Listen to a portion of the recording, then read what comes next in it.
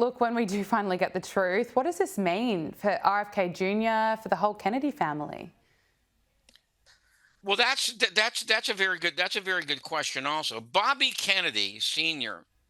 Okay, never believed the official story, and as his son Robert Kennedy Jr., he has never believed the official story Mm. about what happened to his uncle.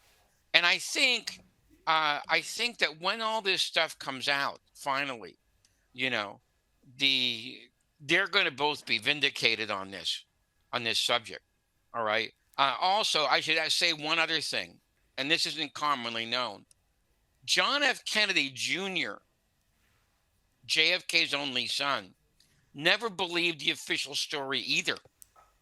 Okay. And according to an old girlfriend of his that doesn't like to talk about it, but she does write letters, one of his goals was to enter the political arena and try to find justice for what really happened to his father. Mm. Now, that's a very interesting story, which I believe is largely true, that very few people know about. Yeah, well, absolutely. It'll be really interesting to see what happens, and importantly for that family. The task force aimed at exposing federal secrets is also going to investigate the assassinations of RFK and MLK. It's also going to look at the Epstein client list, the origins of COVID-19, UFOs, the 9/11 files. There's so much that we're going to learn about. What are you expecting from these other cases? I I thought that was really interesting. I mean, there's such a thing as picking up too much that you can carry. That's a lot of very serious cases for one committee to go into. Can you possibly do justice? I think it's 7 or 8 cases to all those things.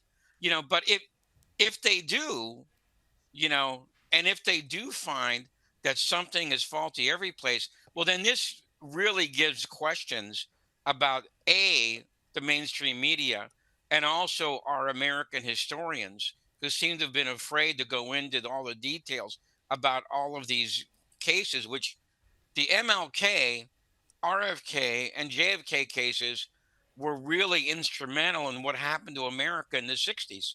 There would have been no Vietnam War if those three men had lived, which means about 58,000 Americans would be alive today and about 3 million Vietnamese. So there's a whole change, a shift in the historical focus if those three people were killed by conspiracies. Where we are today in 2025, we are finally getting some truth, more transparency. Do you have faith going forward about the government in the US? Do you expect there could be other instances being covered up in the future? Well, if it depends a lot on this congressional committee.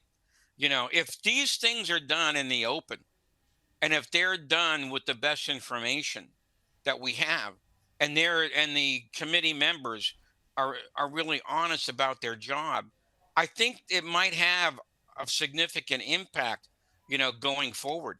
And I Mm. think it'll be interesting to watch this. And Gabrielle, I think one thing to look for is how much pressure from the outside is put on this committee, because the MSM has a lot to lose if she comes out of the gate really swinging strong. Okay, their credibility is going to be on the line. So that will be a very interesting tell about how that committee is going to deal with the pressures from the outside. They really don't want this to happen. Mm. James DiEugenio, thank you so much for your time. How can we stay up to date with your work? Okay, I'm at kennedysandking.com. That's my website.